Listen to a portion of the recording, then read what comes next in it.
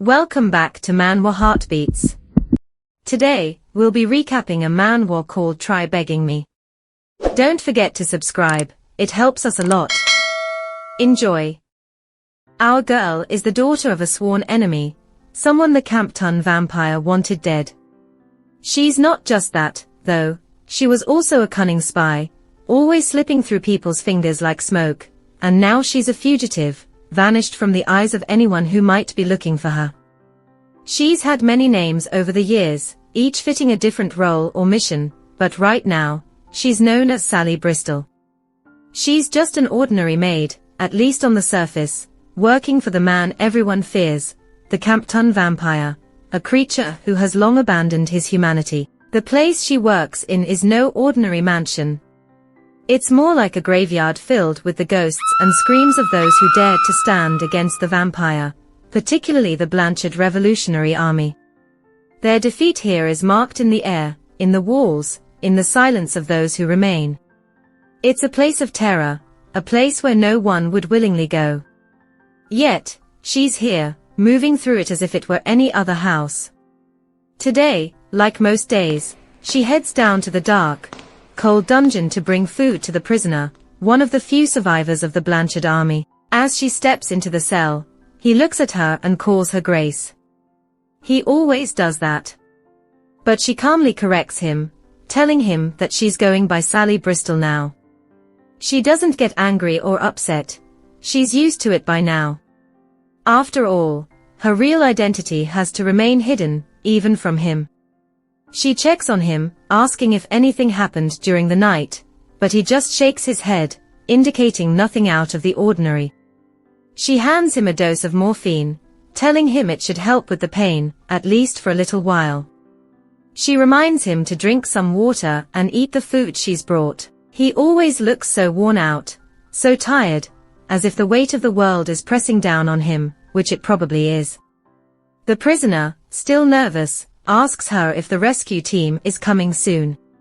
He's been waiting for them, clinging to the hope that they'll show up before it's too late. Sally reassures him, telling him that they should be coming, but there's something she needs to know before she leaves. She asks him if he's said anything to anyone, if he's let anything slip. His reaction is immediate, he shouts, insisting that he hasn't told anyone a thing. She watches him carefully and, satisfied, tells him that she believed him, but she had to make sure. It's important to be certain in a place like this. Before she leaves, she tries to calm him down, telling him he'll be able to move soon and reminding him that the rescue team doesn't fail. They always come through, even when things look bad. But despite her words, the prisoner can't seem to shake his fear. He mutters something under his breath, something about the Campton vampire being on his way, and how he's going to die. Sally doesn't respond to that, just nods, and leaves the cell, locking the door behind her. As Sally is finishing up her tasks for the day, the Campton vampire suddenly calls out to her. His voice is sharp, cutting through the silence like a knife. He asks her what she's doing there, and she explains that she just finished serving lunch to the prisoner and was picking up the laundry. It's a simple enough task, part of her daily routine, but there's something in his tone that makes her feel uneasy. He asks her if she's been doing all of this alone, and she replies honestly, telling him that she has. Mrs. Ethel, who used to help, left a month ago. It wasn't a surprise, no one lasts long in this place. But that's not the answer he's looking for. He presses her, his eyes narrowing as if trying to find a hidden meaning behind her words. She wonders to herself what he really wants to know, but she can't figure it out. Instead of pushing her further, he calls over one of the guards, demanding to know why Sally has been left alone with the prisoner. The guard, clearly nervous under the vampire's icy stare, stammers out a response. He explains that he was told not to leave Sally alone, because the prisoner could get aggressive, especially around a woman. It's dangerous for her, and he knows that. The vampire listens to this, nodding slowly. His expression is hard to read, but there's something dark and threatening in his eyes. He agrees that it's dangerous, Far too dangerous for someone like her to be left alone in the dungeon with a prisoner. He makes a cold promise to the guard, saying that he'll make sure the guard never forgets this mistake again, a threat that makes it clear he's planning something painful as punishment. Sally, seeing where this is headed, quickly steps in. She tells the vampire that it's her fault, that she came without permission and broke the rules. She offers to take the punishment herself, hoping that it will be enough to save the guard from whatever the vampire has in mind. Later, the Campton vampire pulls Sally aside. His voice is calmer now, but still serious. He tells her that from now on, she's to leave the meals outside the prisoner's cell instead of bringing them in. It's safer that way. Sally promises to do as he says, not wanting to push her luck. But then he adds something else, almost as an afterthought. He tells her that it's unlike her to be so careless, that she's usually much more cautious. Then, with a slight smirk, he says that her kindness is a problem sometimes. She's too kind, he says, to the point where it gets annoying. The Campton vampire is sitting in his office, imagining what it would be like to be intimate with Sally as she quietly cleans the room. She senses his gaze and feels uncomfortable, so she asks if it would be better if she left, thinking she might be interrupting him. Without looking up from his desk, he tells her to keep going, that she should do her job while he does his. As our protagonist continues cleaning, she can't help but notice that even though he called her annoying earlier, he's been staring at her persistently since she started. She tries to focus on her work, but his presence is hard to ignore. Just then, one of the guards walks in. He introduces himself as Campbell and informs the vampire that the transport truck will be arriving at 3 o'clock. Sally listens carefully, pretending to be absorbed in her cleaning. Inside, she feels a rush of satisfaction. All the time she spent enduring the filthy stares from the vampire and the guards is paying off. Now she knows when the truck is leaving, and she's one step closer to rescuing Bobby, the prisoner. The Campton vampire turns to the guard and says that since the departure isn't until 3 o'clock, there's still some time left. He smirks, saying he can't let the prisoner sit around bored, and heads off to torment him for a bit. Meanwhile, Sally hears whispers from others around the mansion. People often ask her why she stays, wondering if the pay is really that good. They question how she can manage working in such a place, especially around the torture chamber. Why not just leave and find another job? But Sally can't afford to leave. She's here for a reason. Later, as she continues with her cleaning, another guard comes in and announces that the transport truck has arrived. He tells the others they need to move quickly. One of the guards leans in toward the prisoner and warns him to keep his mouth shut until the end, taunting that he wouldn't last a day in the camp, or even an hour. The prisoner, Bobby, lifts his head and stares directly at Sally. Their eyes meet briefly, and in that moment, Sally knows she has to act soon. She can only complete her mission in the torment chamber, and the clock is ticking. The captain mentions how they've been running into each other a lot today. He asks if she's the one managing the torture chamber on her own now and tells her she's doing a great job. Sally's mission starts with Leon Winston. She notices that, even though he just finished torturing someone, he looks as relaxed as a man coming back from a brothel. She thanks him and says she'll get back to cleaning, but he grabs her and asks why she's avoiding his eyes. She insists she isn't, and he says, "Okay then, I'll look forward to your cooperation." Every time Leon touches her with his dirty hands, the smell of blood from that day fills her mind. In a flashback, a woman told her not to be afraid, that it was an unavoidable choice, and it was all for the sake of the new world. After her parents, who were revolutionaries, passed away, Sally's aunt kept suggesting they leave together. Her aunt would say that gold mining in the world has been a huge success, and it's more than enough to take care of Sally. If she goes with her aunt, she'll live much more comfortably than she does now. Her aunt can't understand why Sally won't agree. But Sally always apologizes. She could never bring herself to live in the world her aunt does, one where people step on the weak to rise higher and higher. They build wealth stained with blood, dress in fancy clothes, and eat like royalty. To Sally, that's the behavior of the greedy pigs of the monarchy. That's not the world her parents dreamed of. They envisioned a utopia that would be nourished by the blood of the revolutionaries and eventually bear fruit. Now, Sally is determined to fulfill the wishes of her late parents and their comrades by making sure the mission succeeds. It takes 5 hours by car to reach the camp from where she is. The transport truck just left, and the mail wagon will arrive soon, so there's plenty of time to deliver the letter to Peter.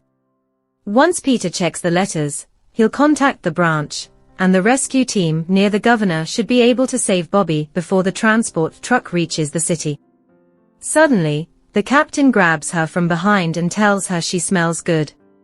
Sally instantly feels uneasy and thinks to herself that this is a bad sign. Sally thinks to herself that she doesn't know what will happen if she stays like this any longer. Should she shoot him here and now? The captain notices her shaking and asks why she's trembling so much, saying she's trembling like a leaf, which isn't like her at all. She can't take it anymore and starts to reach for her gun.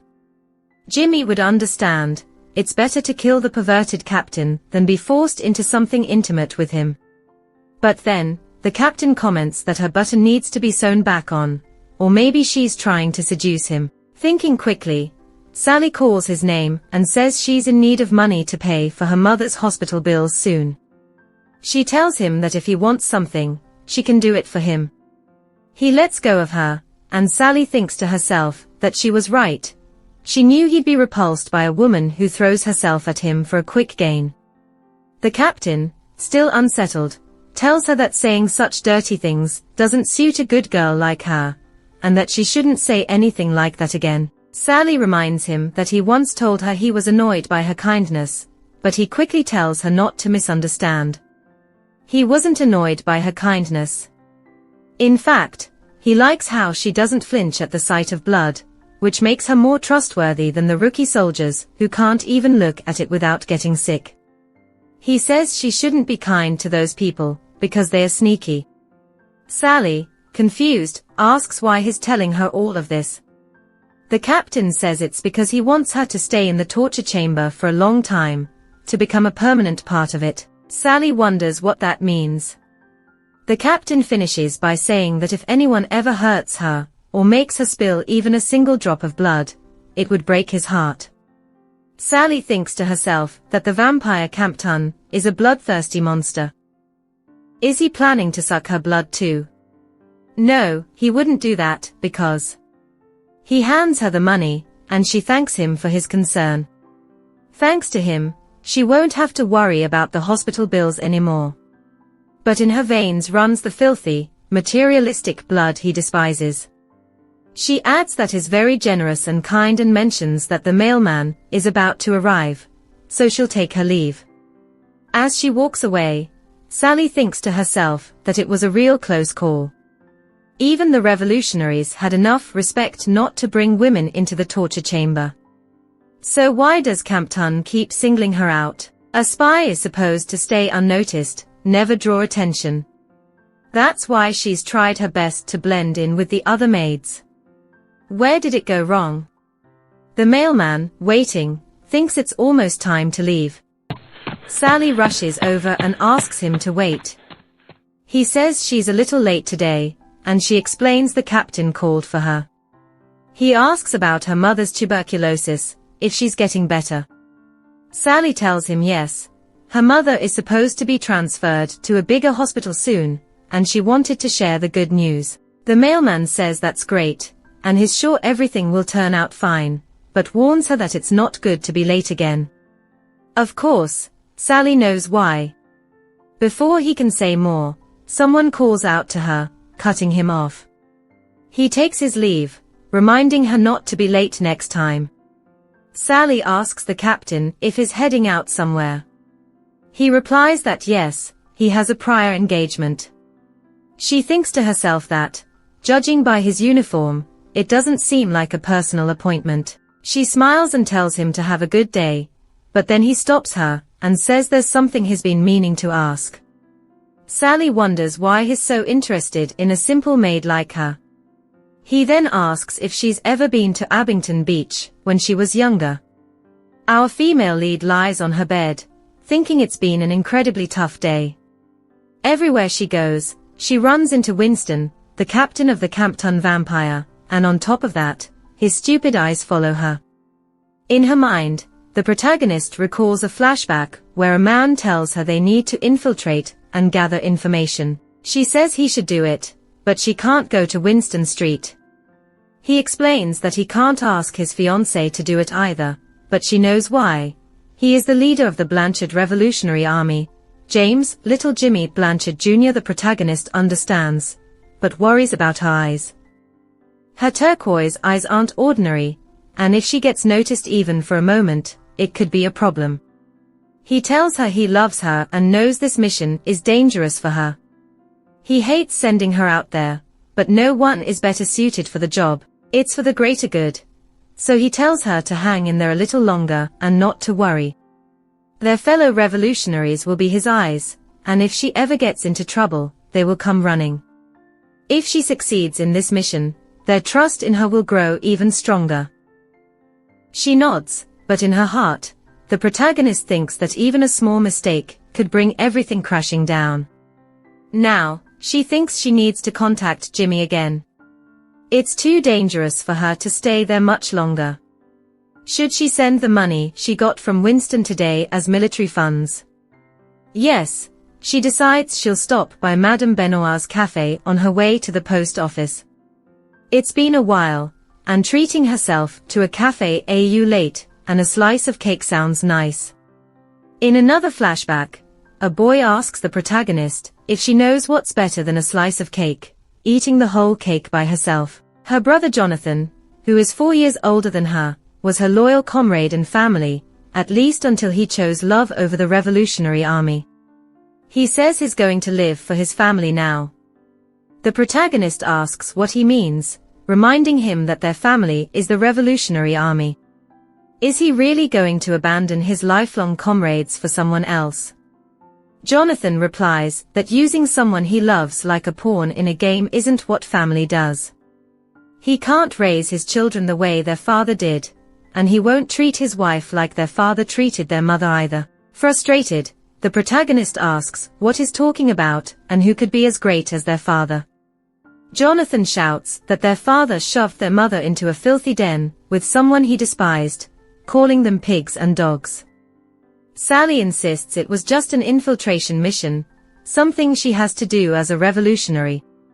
Why is he acting like this? Jonathan tells her that one day she will understand why she has never been acknowledged, despite being the daughter of the man she admires so much. Sally hears footsteps outside her door. If he works here, he should know that all the maids in the annex have quit, which means he knows she's alone. Who is it? The footsteps stop. Is he standing in front of her door? Winston calls out for her to open the door. She wonders what he's doing here at this hour and how he knows she's awake. They say he has animal-like instincts, so she knows she needs to be more careful from now on. She opens the door for him, and he says hello. She greets him back and asks if he needs something. He replies that he needs her. He's done his job, so she should do hers. Confused, she asks what exactly he needs. He tells her that the cleaning isn't finished yet, he's talking about the office. She thinks to herself that he came all the way here in the middle of the night, just because he wasn't satisfied with the office cleaning. How impressive of him. She says she can't stand leaving things unfinished, and that she'll just change her clothes quickly and come down. She sees him still standing there and asks if there's a problem. He says he was curious about what kind of clothes she's changing into. She asks him to explain. He tells her she always wears this outfit when she's working, but now she says she needs to change clothes. He wonders if she's preparing something special for him. Sally realizes she was so busy that she forgot to change. She must have dozed off in her work clothes. She explains that she just wanted to take a break, so she thought she would tidy up her appearance. She also needs to gather her cleaning tools and get downstairs as quickly as she can. Winston says all right, he'll go down first, reminding her that it's late and she should hurry. She replies that she understands. As he leaves, she thinks to herself that if he notices even the slightest hint of something unusual, she'll need to slip a sleeping pill into his drink, and if things go south, she'll load her gun. A few hours ago, at the Grand Duchy of Aldrich, a guard tells a man that Captain Winston has arrived. The captain walks in, and His Grace comments that it seems Winston has been very busy. If a captain who is always punctual is late, he must be swamped with work. He jokes if Winston plans to approach the betrothal like a battle, reminding him that he doesn't remember agreeing to betroth his daughter to Campton's loyal military dog. The captain responds that it's something like that, thinking to himself that if his mother heard that, she'd have a fit. The guard then informs His Grace that Lady Rosalind has arrived. The captain turns, relieved to see his dreadfully boring fiancée, Lady Rosalind Aldrich, finally making her entrance. Later, the lady and the captain are in a car together. She says she doesn't like alcohol. Once, her father told her that the glass used to drink is just as important as the drink itself. He said even the finest alcohol loses its flavor in a poor glass. But if she doesn't enjoy the alcohol, then it doesn't matter what kind of glass it's in. The captain thinks to himself that he thought she was just a dull fiancée, but she's bolder than he expected. He sees a noble family drowning in debt and a house seeking a title. How pitiful to be caught in the middle of all that. He reassures her that she won't have to worry, she won't smell like alcohol tonight. She tells him he can call her Rosalind. He looks at her but can only see Sally's face. It's absurd. Even when high-class prostitutes flaunt their bodies, it just makes her yawn. So why does he feel aroused, just thinking about that maid who smells like blood? What is she doing to him? They arrive at the restaurant and take a seat. The waiter tells them their meal is served and wishes them a pleasant evening. Her Grace asks how work is going these days, hoping she isn't taking away his time to rest. He assures her that it's fine, thanks to her, he's actually catching his breath. She nods, saying she understands. It seems they still don't know each other very well.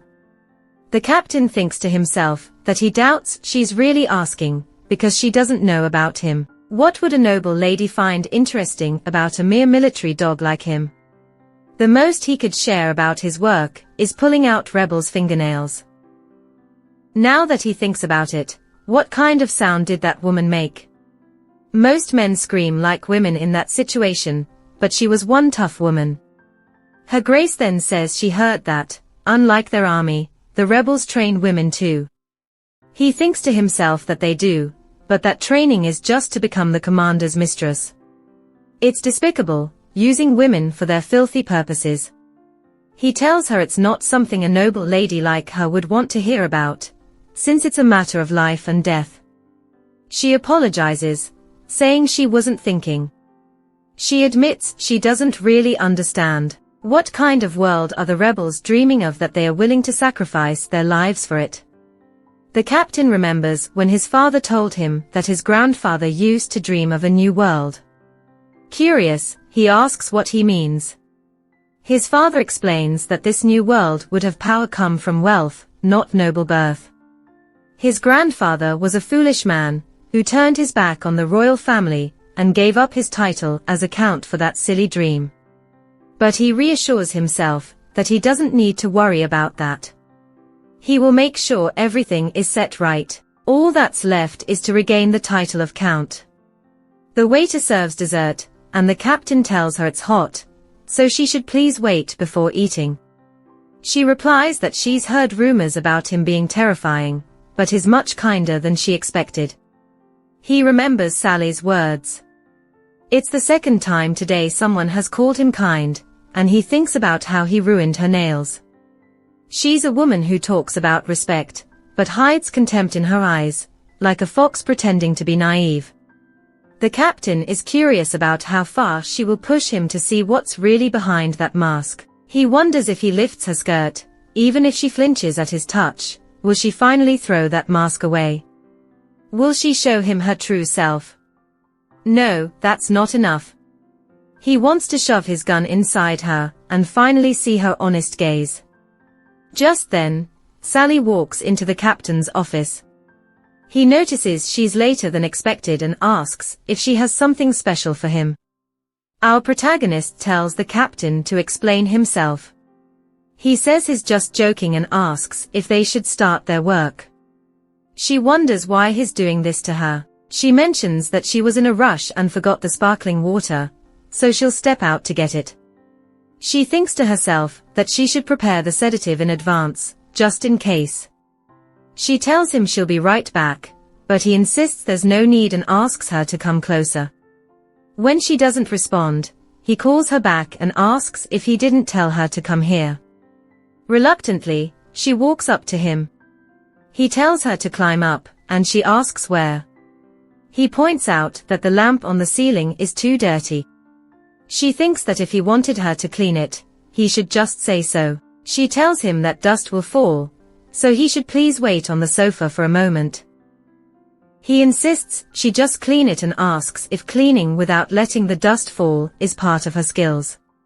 He helps her climb up and then asks her what she was going to do with the money he gave her. She replies that she was going to send it to her mom for hospital bills. He tells her to leave the money for a pair of stockings, pointing out that there's a hole in them. He starts ripping the stockings off, and she calls out to him. He asks if she wasn't going to throw them away anyway, saying he just saved her the trouble. Then he tells her to start cleaning. Sally starts cleaning and thinks to herself that he should eat the dust.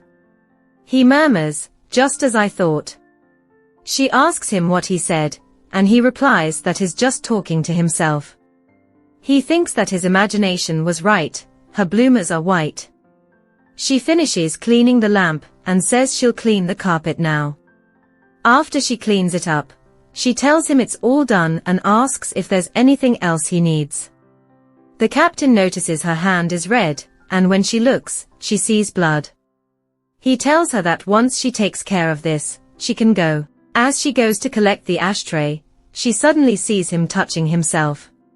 Startled, she drops the ashtray. He asks what the matter is, saying she hasn't seen it before. She wonders if he showed it to her on purpose to see her reaction. She questions if this is really worth sacrificing for a greater good. Sally says if the captain desires, she can do anything, but thinks to herself that it's dangerous, and she needs to get out of there. She tells him she's finished cleaning and will be leaving now. He stands up and holds her from behind, saying he's becoming curious about what anything means. Winston asks Sally if she has ever been intimate before. Even though she doesn't answer, he pushes her for a response. He thinks to himself that it seems she's never done it before. If she had, she wouldn't be so terrified. Meanwhile, she curses him inwardly. He walks up to her and hands her a handkerchief, telling her she's bleeding. Then, to her shock, he licks the spot where she's bleeding. She thinks to herself that she's definitely in danger. He asks if she will scratch her lips for him next time, but she says no. He smirks, saying he can just bite it himself. When she covers his mouth, telling him not to, he licks her hand instead. He then bites her finger, lifts her up, and pins her to the chair. She starts to struggle to get up, and he comments on how fierce she is, asking if she has a brother or if she trained somewhere. She thinks to herself that she can't fight him. If she does, he might find out her true identity. But if she doesn't fight back, she'll have to endure all of this. He tells her not to worry, because he is the kind of person who gives rewards as much as he takes revenge. She thinks to herself that he despises women who spread their legs for money. So why is he doing this to her? She apologizes, saying she must have been out of her mind earlier, but he ignores her. She tries to explain that she has someone she's going to marry, and doesn't want to betray him. He smiles and asks if she understands men at all or if she understands them too well. As she continues to beg him, he says her words only make him more excited. Then he raises her gown and finds a gun. He asks what that is. She tells herself to calm down and explains that her fiancé gave it to her. He questions why her fiancé would give her something forbidden, asking what kind of man he is, a thug from the alley. She insists that he is a good man, but she works in the torture room, so he went through a lot to keep her safe, because it's dangerous here. She knows the gun is forbidden, but before she can explain more, he cuts her off, asking if he is the one putting her in danger and if she was planning to shoot him too. Sally responds affirmatively, and Winston tells her that if she shoots him, she should know he won't go down easily. She replies that if she's going to die, she would rather do so standing by her beliefs. He mentions he doesn't actually plan to kill her but finds her cold. She thinks to herself that he seems willing to harm her yet expects her to be grateful, sarcastically wondering if he wants an apology for being so kind. He suggests it might be entertaining to provoke a reaction, pointing the gun at her chest. When she calls him out, he shifts it between her legs. In her mind, she realizes she needs to escape quickly. She starts to cry and tells him that if he fires her, she won't be able to pay for her mother's hospital bills. Desperate, she apologizes. He tells her to stop crying and just leave. Feeling like a mouse that has spotted a way out, she asks if he's firing her. He clarifies that he's not, but she needs to leave when he says so. He adds that he'll take her gun, and she agrees before rushing out. The captain tastes bitterness in his mouth. He lets her go, enjoying the thrill of the chase, yet it feels odd that she escapes so easily. He thinks about the bold girl with turquoise eyes and wonders why he can't stop thinking about her. Was Sally her real name, even with the fake brown hair? Those turquoise eyes seem genuine. He thinks of her as a clever fox, pretending to be simple. He wants to uncover what she's really hiding inside. Although she appears obedient, he senses there's something dangerous beneath the surface. If he can use that against her, he recalls the girl he once tortured. The girl begs him to let her go, calling him a filthy pig. He wonders if she would curse him like that. He thinks about whether their blood would smell the same and feels a dark urge rising within him. He finds it annoying when someone is too nice, and if he wants to punish someone, there should be a reason behind it. He thinks she needs to do something worse, to be a bad girl, so he can give her the scolding he believes she deserves. Sally rides her bicycle to a house and knocks on the door. A man opens it and greets her. She returns the greeting and asks if Peter is home. He tells her that Peter is stuck at the station, because the mail train is running late. No matter how much she wants to see him, she'll have to wait a bit. Sally thinks about his words. What does he mean by that? Does he think she likes Peter? She decides she should act a little colder from now on. It would be trouble if rumors start spreading to Jimmy, too. Sally picks up the phone and dials. The operator answers, saying it's a long-distance call and asks where she wants to be connected. She gives the address, Crawford 1499, Brayton, and adds that it's Blackburn from Halewood. The operator tells her to hold on for a moment. Sally thinks to herself that she hopes he picks up quickly, she has so much to say. When Jimmy answers, he says it's Crawford 1499 Brayton. She tells him she has a call from Blackburn from Halewood. Jimmy wonders if it's a withdrawal request, and since it's from Halewood, he remembers that's where Grace, Sally, is. He tells the operator to connect him. Sally quickly says she wants to go home. Her employer is acting strange. Jimmy replies that she already knows that much. She insists he's acting really strange. He can't believe she's whining like a child and asks what's going on. She insists she's not whining and reminds him of what she told him before he came here. He says he hasn't forgotten, but she hasn't been fired yet, and they still need her. Sally then explains that Winston tried to assault her. Jimmy asks what she means by assault, sounding serious. She adds that it's not just that. He caught her hiding a gun under her skirt and still didn't fire her. It's all too weird. Jimmy thinks it's odd that Winston would make a move on her. He usually hates women. Jimmy tells her that if she thinks about it, this could actually be a good sign. It means she is trusted. Sally shakes her head, saying it can't be trust. It's a sign that things are getting dangerous. Doesn't he understand? He responds that for now, she should stay at a friend's place, and he'll talk to the leaders and call her back. When he says stay at a friend's place, he really means she should wait at the Winsford safe house, while they discuss the situation with the senior members. Sally wonders what her fiancé, Jimmy, is thinking right now. Is he worried about his finances? Is he coming up with a plan to rescue her from Winston's grasp? She remembers what Jimmy said about it being a good sign, but to her, it feels like neither of those things. She knows the captain is acting completely differently from what the Revolutionary Forces intel suggested. According to their information, Leon Winston's methods are disgustingly dirty, but he supposedly prefers his private affairs to be clean. So much so that you'd question if something is off. Yet he is treating her completely differently, and she can't predict his next move at all. She didn't expect that calling Jimmy would lead to her retreating right away. She just wanted to hear him ask if she was okay. An old woman on the bus interrupts her thoughts, asking if Sally would believe her if she said that 10 years ago, this place was all grassland with flocks of sheep grazing and orchards full of apples. The old woman mentions that her husband used to work here. Sally remembers hearing that the landlord cut down all the apple trees about 10 years ago, and sold the land for a high price to an automotive parts company. The old lady continues, saying that after the factory was built, people started getting sick from working in those windowless rooms. As the protagonist gets closer to the big city, the gap between the rich and the poor becomes more apparent. Those with money seem to accumulate even more wealth, while those without struggle to get by. She notices a child on the street, and decides to give him some money. The boy looks up at her and asks what she wants him to do with it. She smiles and tells him she's just giving it to him so he can buy something tasty.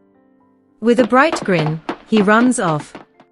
As she watches him go, the protagonist thinks that the revolution must succeed in creating a world where everyone is equal. It's essential. She remembers when she was younger, how her mother expressed her desire for her to grow up without anyone staring at her, wanting her to be safe and free. If you're eager for the next chapter, drop a comment expressing your interest in a part 2. Don't forget to subscribe and ensure to hit the notification bell to stay updated.